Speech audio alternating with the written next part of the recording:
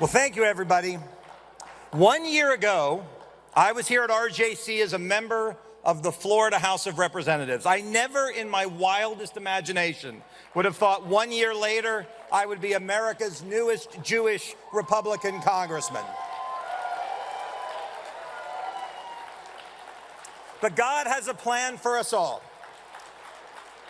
I grew up the victim of rampant, systemic, and physical anti-Semitism, where it was not safe for me to eat in the cafeteria with the other students, where a brave school principal saved my life by letting me hide in his office when I needed to.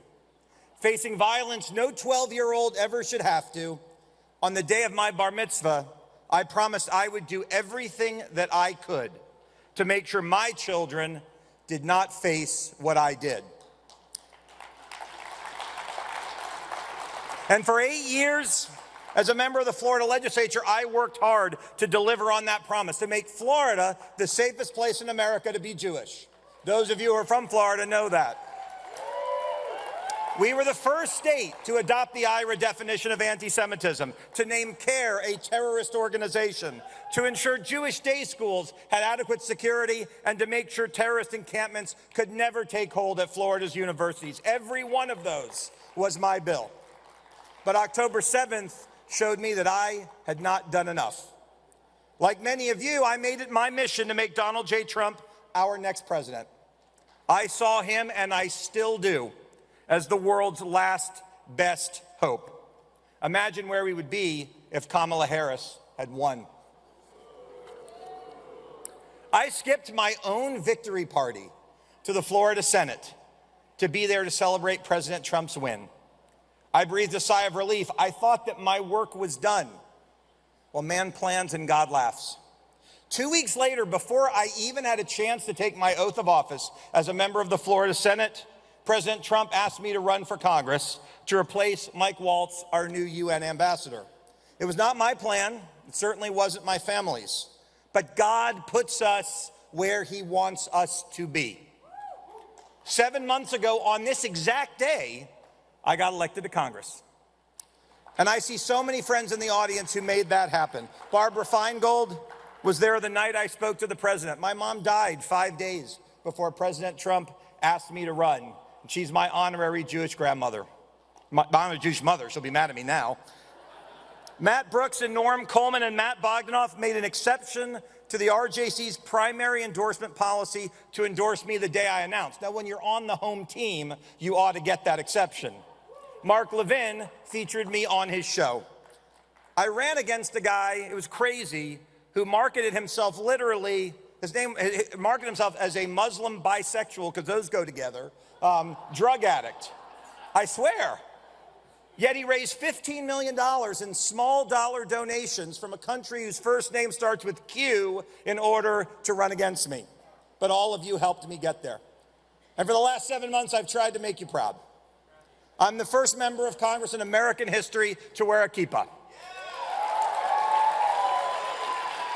And I'm going to tell you why. I am not Orthodox. But when I got to Congress, they put me on the Education Committee. And on May the 6th, we had our first hearing to deal with anti-Semitism. And in that morning, my son, Jacob, who's 17 years old, said, "Dad, I think you should wear a kippah today." And I said, "Why? We only wear a kippah at services." He said, "Because I have friends like these down here who go to college and who are afraid to wear theirs. So you go wear one for them." And I did. And I gave those college presidents a piece of my mind. And at the end of that day, you should find the YouTube videos. At the end of the day, my son said, "Dad, I want you to keep wearing it until every college student feels safe permanently wearing their kippah." So I did. 3 days later, Speaker Johnson invited me to be the Speaker pro tem of the U.S. House of Representatives. And when I was up there on the stage, as I looked out in the gallery, I'm listening to Democrats talk. It's very boring. I'm looking at who's coming into the gallery, and I see an Orthodox family come in. I know it's an Orthodox family. They have 10 kids. They're wearing tzitzit, black coat, the whole thing. I see them up there. And all of a sudden, the kids are pointing at me. I'm like, what do I do? Do I have my hair messed up? And then I realized they were pointing at me because they saw someone who looked like them. And I turned to the staff in that moment and I said, has anybody ever worn a kipah? And they said, no. In the 249-year history of the United States, you are the first member of Congress to ever wear a kipah. And so I wear it, not so much for religious reasons, but to send a message that we will not be afraid, that we will lean into the fight, and we will never again apologize for who we are.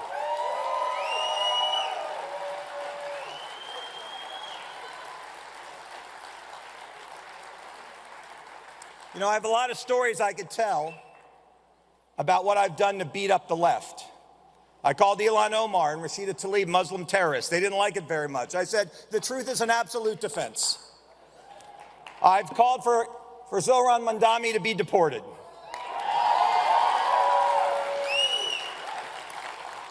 The only thing I want to see him running for is his gate at JFK on the deportation flight to Uganda.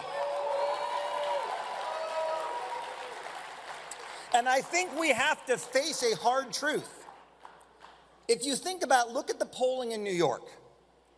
When people who just moved here to become citizens are voting in a diametrically opposed way to people who were born here, it means that we have failed as a country to have immigration for those who share our values. We need to go back and take a hard look at those things. And I could stand up here all day and take shots at the left. I like it. It's how I got that nickname they told you, the Hebrew Hammer. But I'm here for the kids down here because it's easy to talk about anti-Semitism on the left. I want to talk about the dark force rising on our side. Multiple speakers have talked about the rise of anti-Semitism on the right. But it is not enough to speak in platitudes or generalities about the fight. We must call evil by its name. 5 years ago, if I was talking to my father, who's watching, hi Dad, if I was talking to my father at 8:59 p.m. at night, he would say, Randy, I gotta go. Tucker Carlson's gonna be on. But make no mistake, today, Tucker Carlson is the most dangerous anti-Semite in America. He has chosen to take on the mantle of leader of a modern-day Hitler Youth, to broadcast and feature those who celebrate the Nazis, those who call for the extermination of Israel, to defend Hamas, to even criticize President Trump for stopping Iran's nuclear ambitions. Friends, make no mistake, Tucker is not MAGA.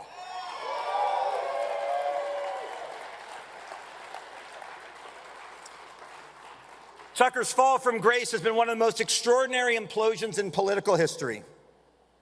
And the rapidity of it has created real challenges for us all. Because our friends don't have our shared experience. I even deal with this with my colleagues in the House. See, they remember the Tucker of 5 years ago. They don't live with anti-Semitism every day. They don't think about it the way that we do. And it's jarring for them to try to understand, how did this person become who he is today? But the challenge is he's inspired a movement of hate in our midst. And I'm not done calling people out. I have the distinct displeasure of serving with two overt anti-Semites. You know, there was a time in the Democratic Party where when I was a kid, I was always a Republican. And I thought the liberals were dumb, but I never thought they were anti-Semitic. And there came a time in the last 30 years where probably they had one or two in Congress who were anti-Semitic. And you know what they did? They said, it's no big deal. They're the fringe. No one listens to them. No one will believe them. And they didn't do anything about it, and look where we are now. Well, I have to serve with those two people now, Thomas Massie and Marjorie Taylor Greene. Some days I marvel at their stupidity. Other days, at their evil. It makes my stomach crawl that I have to sit in the same room with them. So now we have to choose. Will we ignore these embarrassments to our party?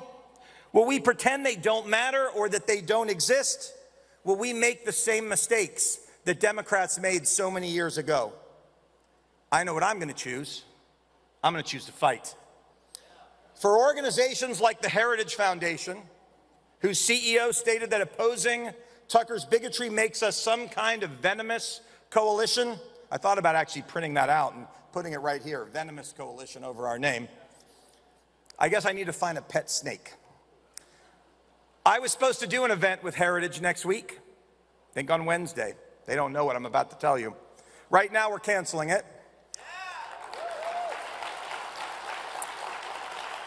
They will have no future in my office, and I will be calling on all of my colleagues on the Republican side to do the same. If those who support Tucker Carlson want to see a venomous coalition, all they need to do is go look in the mirror. In our faith, we have fought the forces of evil for 3,000 years. We've never been afraid, because we're guided by Hashem's demand that we bring light to the world, that we stand before the darkness and we be prepared to do what is right.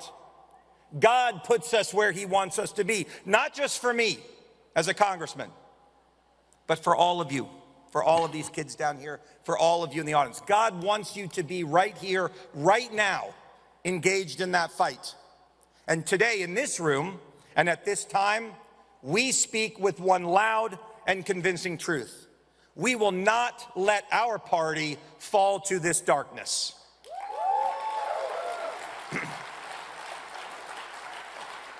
We will not let our country give in to this evil. And as we have done rhetorically, spiritually, and physically, not just for the last 2 years, but for the past 2,000 years, we will bring truth and light and goodness to the world.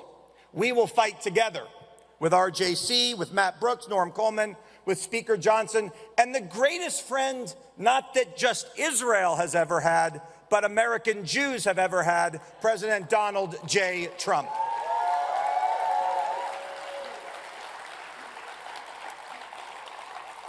Because God didn't just put me where he wants us to be. He didn't just put you where he wants you to be. He put President Trump where he wants him to be as well. May God bless you all. May God bless our spiritual homeland of Israel. And may God bless the United States, the greatest nation in the history of the world. Thank you all very much.